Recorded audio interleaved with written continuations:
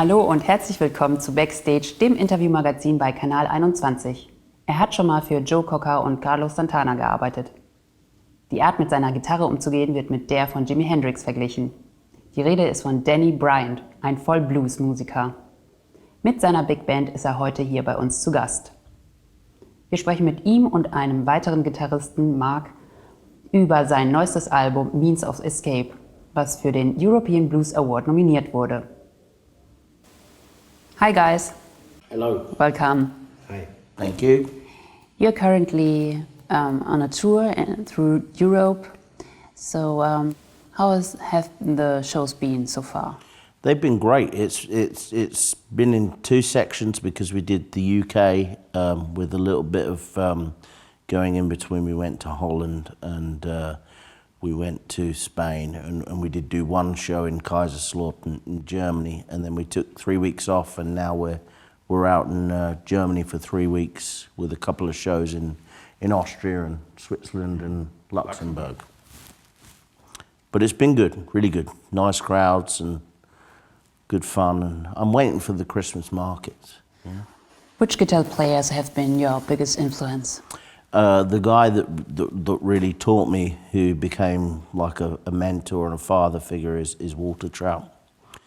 But so many people that I listen to on record, B.B. King and Albert King and Freddie King and Albert Collins and Ronnie Earl and Stevie Ray Vaughan and Eric Clapton and Jimmy Vaughan, and I never stopped listening. And I think as long as you keep listening, you keep learning. You named Walter Trout, and at which age did you meet him? I wrote him a letter when I was 14, and he called me up and thanked me for the letter. It was pre-email, you know. Well, it was early email, I think. We became friends, and he used to tour the UK in the summer. Now he tends to tour in the winter. But my parents would drive me to every show, and we would sit in the garden of the hotel, and he would give me a guitar lesson. And now I'm on the road, you know, sort of 4 or 5 weeks. I realise how tiring that must have been for him, because when I get to the hotel in the afternoon, I want to take a shower, you know, check email, maybe watch some Netflix or take a nap. So for him to do that now, it seems more important to me than it did then, because I realise how much of his time he gave up to do that for me. Yeah, but what did you write in this message that he called you? Do you know what? I would love to see it, and he told me he still has the letter, but I don't know. Because it was, you know, 25 years ago, something like that. But I was a big fan, and I wanted to be a guitar player, and I wanted to, you know, kind of give my life to playing music, and I think he thought that was kind of strange of a 14-year-old guy from England to send him that letter to California. So I think he decided to take care of me, and we still, you know, great friends. It's an incredible story for nowadays, I think, and 25 years of a friendship, it's really nice. But it became true, your story, or your... Yeah, and I think, you know, I owe a lot of that to him. I owe a lot of it to my parents, because they always said you can, as long as you're happy, you can pursue any path that you want to. And you know, but having Walter around there for guidance has always been very important.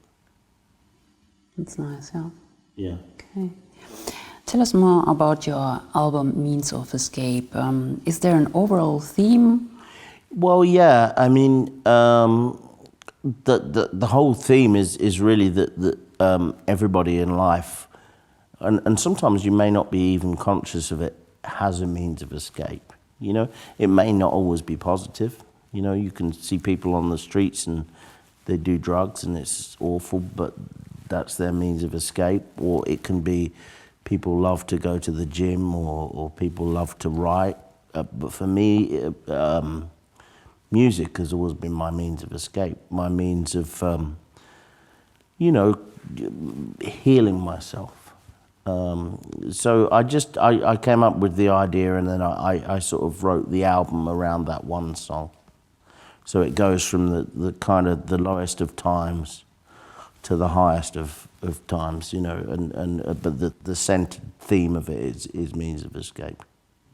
I've read someone said it's a courage for melancholy. Would you agree? I don't know. I think I stopped reading what people wrote about my albums a long time ago, because I got to the point where I didn't believe the bad reviews because of my ego, and then I got to the point where I didn't believe the good ones. So then I kind of realized, well, it's pointless reading any of them. So I appreciate people listening to the album and reviewing it, and I appreciate the fact that everyone has an opinion on it. But I just make them and put them out and hope that people enjoy them. Which song is the one you must enjoy playing? On this album?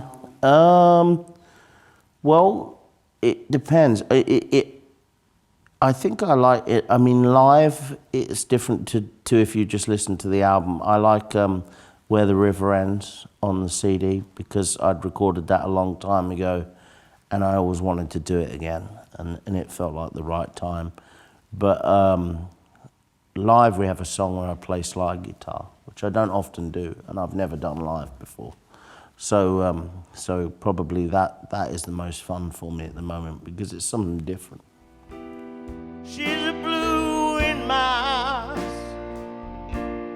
and the blood in my veins. I still hope, and I still pretend. I tell myself we're gonna meet again, but I know. But I know. What was the recording process for this album, for the last one? It was really good. It was really relaxing. It was a residential studio, so you basically can, you know, it can hold maybe, you know, 10, 15 people can stay there, and there's lots of nice facilities, and then you can just walk from your bedroom downstairs and go straight into the studio, which is really good. There is a case of the fact that you're never away from the studio when that happens, and I was the producer this time. So before, when I haven't been the producer, I've gone in and I've recorded my guitar part or sung a vocal, and then gone and watched Netflix or something. And then I suddenly realized, hang on, I'm the producer, I need to be there the whole time. So it's long days, it's, you know, we recorded, well, it wasn't too bad. It was like about 12-hour days, but it was a lot of fun, and we tried to record the songs as live as possible, so it had that excitement, and it has a big live room, so everybody can record together. So there's some spontaneity going on there.